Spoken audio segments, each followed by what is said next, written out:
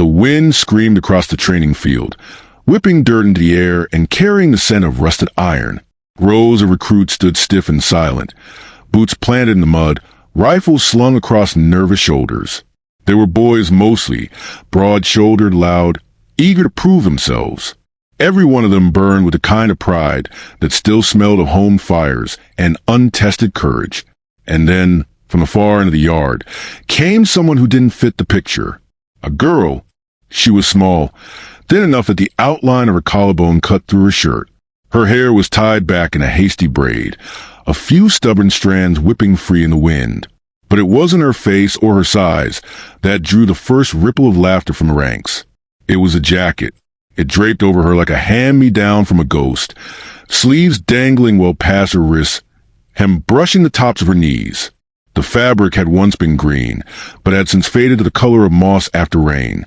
The elbows bore mismatched patches, stitched clumsily with thread that looked older than she was. Frayed seams, torn cuffs, a relic of another time. "Hey, jacket girl," one recruit called, voice sharp with cruelty. "Lose your way to the market?" Another laughed, pointing. "Looks like she stole off a scarecrow." The snickers spread down the line. Shoulders shook. Eyes darted at her with open disdain. The girl tightened the jacket around herself, but she didn't speak. Her gaze stayed low, pinned to the mud beneath her boots, as though silence might shield her from the laughter cutting across the field. Her name was Elena Carter, though not one of them cared to ask. To them, she was just a child trying to wear the skin of a soldier. The laughter swelled, bold now that she remained quiet. "But it still smells like mothballs," one sneered. "Or maybe that's her." The words rolled like stones, each one thrown with more venom than the last. Yet she did not flinch. Her silence wasn't weakness. It was armor. Still, the boys weren't finished. "What's under that coat? Huh? Sticks for arms?" "She's smaller than a rifle." The cruelty carried on until even the sound of it felt heavy, pressing like a weight over the yard. And then it ended, not because of her, because of him. Boots struck the ground in a steady rhythm. The recruits straightened instinctively, laughter dying in their throats. Heads turned. The general had arrived. He was a man carved out of shadow and stone. Broad shoulders wrapped a uniform that bore more medals than most could name. A deep scar cut across his jaw, twisting slightly when he clenched it. His eyes were sharp, scanning every face, every posture, as if measuring who would stand when the storm broke and who would shatter. He moved down the line slowly, his silence more intimidating than any barked order. Every recruit stood stiff, daring not to breathe. His boots stopped, at last, in front of Elena. The general's gaze fixed not on her face, nor her size. His eyes dropped to the sleeve of her jacket, to a scrap of cloth stitched there, its colors dulled by time. The patch. His pupils narrowed. For a heartbeat, his breath caught. The air shifted, as though the earth itself had stilled to listen. It was only fabric, faded, worn, fraying at the edges. But to him, it was unmistakable. He knew it in his bones, recognized it like a scar burned into memory. He blinked once hard, as though the sight had ripped open a door he'd bolted shut long ago. For a moment, he wasn't standing in a quiet training field. He was back on a battlefield swallowed in smoke, where men screamed and the ground trembled under mortar fire. He saw faces, brothers in arms, and one among them, wearing that same patch, refusing to fall even when death pressed close. The general's jaw clenched. His hand, steady through decades of war, trembled at his side. The recruits noticed. Confused glances darted between one another. Why was he staring at her jacket? What could a scrap of cloth possibly mean? The general stepped closer. His voice, when it came, was lower than they had ever heard it, almost broken. "Where did you get that?" The silence that followed pressed against Elena like a storm. For the first time, she lifted her head. Her eyes, clear, steady, defiant, locked with his. And when she spoke, her voice was soft but carried the weight of stone. "From my father." The field went utterly still. The laughter, the sneers, the cruel little smiles, they vanished like mist burned away by the sun. The words hung in the air, heavy, final. The general's chest rose as if he had been struck. He took a half step back, as though he'd seen a ghost.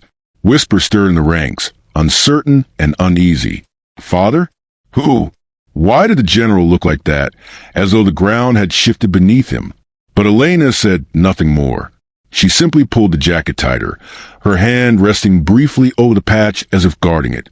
Her silence now was different. It wasn't armor. It was declaration. The general swallowed hard, his throat working against words he couldn't yet form. His eyes glistened with something the recruits had never thought possible in a man like him. Fear. Not fear of her. Fear what she carried. Fear what that patch meant. The recruits waited for him to speak, to snap, to bark an order that would shatter the tension. But he didn't. He just stood there, staring at the girl in the old jacket, trapped between memory and present. Finally, his lips parted, barely a whisper, hoarse with ghosts only he could see. It can't be. The words dropped into the silence like stones into a still pond, rippling outward, unanswered. And in that moment, every recruit knew something none of them could name had just shifted forever. The girl mocked for her jacket was no longer invisible, and the general, frozen in place, had just seen something that terrified even him. The jacket was never meant to fit her. It was cut for broader shoulders, a taller frame, the kind of man who carried rifles and orders, not books and school bags. Yet Elena Carter wore it every day, sleeves swallowing her wrists, hem grazing her knees, the fabric smelling faintly of smoke even after years of washings. She wore it because it was the last thing her father had left behind, mailed home with a note so brief it felt unfinished. For Elena, keep her warm until I return. But he never returned. The war had taken him when she was still too young to remember his voice. Her memories of him came secondhand. Her mother's weary retellings, an old photograph bent at the corners, the jacket itself, hanging on a nail in the kitchen like a relic. When Elena was old enough to claim it, she did so with reverence. It wasn't just cloth. It was a shield against the loneliness that seeped into the house after her father's death. The village children didn't understand. To them, it was just an ugly, oversized coat. They snickered when she walked by, boots muddy, hands tucked inside, sleeves too long. Soldier girl, they called her, mocking the way the fabric seemed to drown her small body. Some days they tugged at the hem as she passed, laughing as if they could strip away her only armor. Elena never fought back. She never raised her voice. She simply kept walking, silence pressed tight against her chest, though every word cut deep. At home, things weren't easier. Her mother worked in the city, scrubbing floors for rich families who never learned her name. Weeks would pass before she came home, leaving Elena to care for herself. The girl learned how to mend clothes with clumsy stitches, how to stretch a loaf of bread into meals for 3 days, how to split firewood even when her arms shook from the weight of the axe. She learned how to be invisible. But when the nights grew long and the wind rattled the loose shutters, invisibility couldn't silence the ache. She would slip her arms into her father's jacket and curl beneath it, whispering promises to a man she barely remembered. "I'll make you proud, Papa," she would murmur, as though he could hear her across the silence of death. In those moments, her heart steadied. The world outside could mock, the hunger could gnaw, the cold could bite, yet the jacket reminded her she carried something more powerful than all of it. Still, the cruelty wore her down. Teachers scolded her for daydreaming. Neighbors shook their heads at the strange little girl who wandered too quietly, who seemed older than her years. She didn't fit anywhere. The jacket made her a target, and her silence made her an outcast. Some nights she lay awake staring at the ceiling, wondering if the world would ever see her for who she was, or she was doomed to remain a shadow wearing someone else's coat. One winter, her mother collapsed from illness. The work, the long hours, the meager food, her body gave out. For weeks Elena nursed her, fetching medicine from the apothecary, trading labor for herbs she couldn't afford. She sat by her mother's bed, reading old letters, holding her hand as fever racked her body. At times it seemed she would slip away entirely, leaving Elena truly alone. But her mother fought through, and Elena did too. She carried water until her shoulders ached. She chopped wood until her palms blistered. And when exhaustion nearly broke her, she pulled the jacket tighter and told herself she was her father's daughter, born of grit, not fragility. The day her mother rose again, weak but alive, was the day Elena understood something vital. Survival was not about strength or size. It was about endurance. She had endured every sneer, every hunger pang, every bitter winter, and still she stood. The world, however, remained blind. The other children grew taller, broader, louder, while Elena remained small, thin, wrapped in that same tattered coat. By the time rumors of new battles drifted through the valley, she had learned not to expect recognition. People still laughed when they saw her. They still whispered. They still called her Jacket Girl, as if the name itself was a weapon. But Elena felt a change inside her. She no longer wore the jacket only to remember her father. She wore it because it reminded her of who she was becoming. Someone who did not quit. Someone who refused to break no matter how fierce the storm. When soldiers marched through the village, their uniforms sharp, rifles gleaming, the boys her age ran to watch with shining eyes.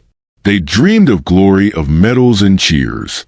Elena watched too, her hands buried in the sleeves of the coat, her heart thudding with something stronger than admiration. She didn't dream of glory. She dreamed of proving that her father's blood had not ended on that battlefield. She dreamed of stepping forward when no one believed she could. So when the posters went up calling for recruits, the boys bragged loudly in the square, shoving each other, boasting about who would be the first to sign. Elena listened quietly, jacket pulled tight against the wind. Every word of their boasting struck a spark in her chest. She wasn't tall enough. She wasn't strong enough. She wasn't even wanted. She knew what they would say if she tried. But still she thought of the note, the promise she had whispered in the dark, the endless night spent clutching the jacket and vowing not to give in. Her father had carried this patch, this cloth, through battles the world had already forgotten. She would carry it into whatever came next. And as the winter sun sank over the rooftops, turning the snow red as blood, Elena made a decision that no amount of laughter could shake. She would step forward. She would fight. And soon, the world that had dismissed her as a shadow would be forced to see what her silence had been hiding all along. The morning of enlistment broke cold and sharp, the kind of air that burned the lungs and stiffened the fingers. Elena stood at the edge of the square, her father's jacket wrapped tight around her, watching a line of eager boys shuffle forward to sign their names. Their voices carried across the cobblestones, full of cocky promises. They spoke of victory, medals, and songs that would be sung about them. She said nothing. She just stepped forward. The laughter began at once. "What's this? Jacket Girl thinks she's a soldier?" One jeered, elbowing the boy beside him. "She'll snap in half before she makes it past training." Another voice rose, mocking, "Better give her a wooden sword. Don't want her tripping under the weight of steel." Elena kept walking. Each word struck, but none broke through. When she reached the table, the officer barely glanced at her. He saw a child, not a recruit. "Too small," he muttered, shuffling the papers. Next, her voice came steady, sharper than she intended. "I can run farther than half the boys here. I can carry twice my weight, and I have more reason to fight than any of them." The officer froze, eyes lifting to hers. For a moment, the square seemed to still. Then, with a shrug, he scrawled her name. The mocking boys behind her fell quiet, their grins uneasy. Elena turned away without a word. She had crossed the first line. Training was another battlefield altogether. The first morning, they ran drills in freezing rain, mud sucking at their boots. The boys stumbled and cursed, some collapsing in the muck. Elena pressed forward, lungs burning, legs trembling, every step powered by stubborn will. She didn't finish first, but she didn't quit. That was enough. But her jacket made her a target.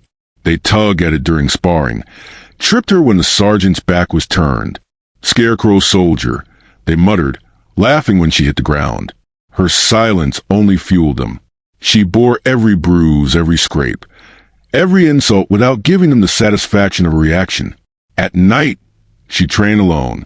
While others slept, she pushed herself through the dark, lifting stones, running the perimeter until her breath came in ragged gasps, practicing rifle drills with aching arms. The jacket weighed on her shoulders, but instead of dragging her down, it reminded her of the man who had once worn it. She would not dishonor him by quitting. Still, the ridicule was relentless. She'll be gone by winter. One boy sneered as they cleaned rifles. Mark my words.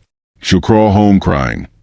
Elena said nothing, though inside her chest something fierce coiled tighter each day. The weeks blurred into months. She grew stronger. Her aim steadied. Her endurance stretched farther than she thought possible. Slowly, she began to notice a change. When others dropped her in the endless runs, she kept going. When others faltered in the cold, she pressed on. They still laughed, but there were cracks in their certainty. Then came the day of inspection. The recruits lined up in rows, uniforms crisp, boots polished, rifles gleaming. Elena stood among them, her jacket hanging like an insult against their neat attire. She felt the eyes on her, the whispered mockery. And then the general arrived. His steps were heavy, deliberate, his presence silencing every snicker. He moved down the line with a gaze sharp enough to cut steel. The recruits stiffened, chins high, as though their futures balanced on his glance. When he reached Elena, the world seemed to hold its breath. His eyes fell not on her face, but on the faded patch sewn into her sleeve. He stopped. The laughter around her faltered, confusion rippling through the line. Why had the general paused? Why was he staring?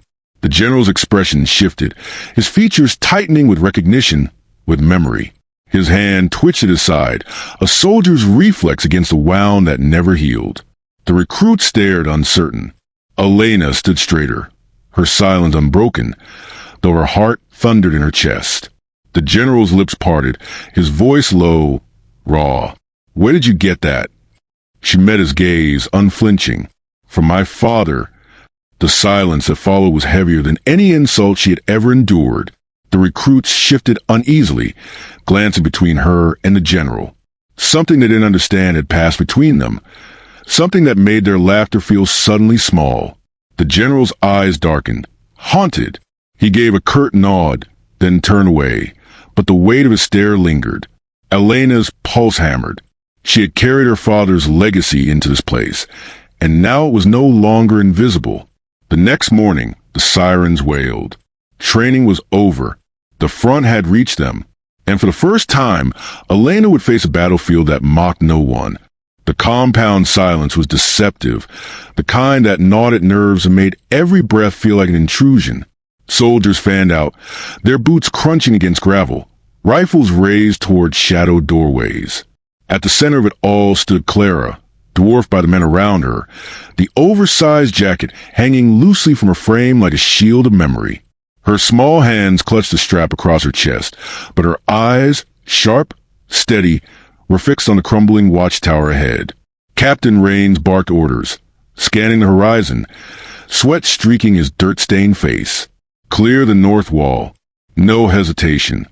His voice was strained, caught between urgency and disbelief that the little girl he'd once dismissed now stood among them. Clara didn't flinch. The patch stitched on her shoulder glimmered faintly under the moonlight, a beacon of unspoken authority. The first shot cracked from the tower, splintering with inches from a soldier's skull. Chaos rippled instantly. Men dove for cover, shouts echoing, return fire flashing against stone. Clara didn't move. She had seen this pattern before, in the stories passed down by her father. The feint from above, the staggered fire meant to scatter. She inhaled, the air thick with cordite and fear, and whispered under her breath, "Steady." A soldier nearby glanced at her, ready to snap that this wasn't her place. But something in her tone froze him. She wasn't asking. She was commanding. The shooting intensified, windows flaring with muzzle flashes, the compound alive with enemy fire. Rains crawled toward Clara, frustration burning his eyes. "This isn't your fight. Get back." Clara finally turned to him, her face pale but resolute. "It was theirs," she said, touching the faded patch, the emblem that had once belonged to a unit known for walking into fire when everyone else ran. "It's mine now." She didn't wait for permission. She moved. Her small frame darted from cover to cover, slipping through gaps where grown men would have been spotted. Bullets cracked overhead, snapping against stone, but she pressed on, heart pounding in rhythm with the chaos. She reached the base of the tower, its shadow swallowing her whole. The enemy above kept firing outward, blind to the silent shadow climbing up toward them. Hand over hand, Clara scaled the jagged ladder nailed haphazardly to the wall, each rung trembling under her weight. Memories of her father's voice rose in her mind, lessons whispered over campfires. Fear is a fire, Clara. Let it burn, but never let it spread. At the top, she crouched low, her breath shallow. Two men reloaded in frantic rhythm, shouting orders in a language she didn't know. One stepped closer to the edge, rifle raised. Clara's hand trembled as she reached for the stone at her belt. An old habit, her father's trick when weapons failed. She hurled it hard. It struck the man square in the temple, sending him sprawling backward with a groan. The second turned, furious, weapon rising. Clara lunged, grabbing the barrel with both hands, the metal searing against her skin. The man cursed, struggling, but Clara's determination was feral. She twisted, kicked, shoved with everything her small body had, and the rifle clattered away. They tumbled across the planks, his strength overwhelming, but Clara's desperation sharper. She reached for the knife at his belt, slashed wild, the blade catching his arm. He howled, recoiling just enough for her to shove him into the darkness below. Silence swallowed the tower. Clara stood, chest heaving, hands shaking violently. For a moment she was just a child again, staring at her scraped palms, the enormity of what she had done pressing down like a weight. Then she heard the rallying cry below, the soldiers regaining their ground, emboldened by her strike. She steadied herself, grabbed the abandoned rifle, and aimed into the compound. Her shots were sharp, deliberate, scattering the enemy's formation. Each pull of the trigger was a defiance of every sneer, every cruel laugh, every dismissal she had endured. Raines looked up from below, disbelief etched into his features. This wasn't a frightened child anymore. This was a force cutting through chaos, wearing a jacket that carried ghosts and honor in equal measure. The tide shifted.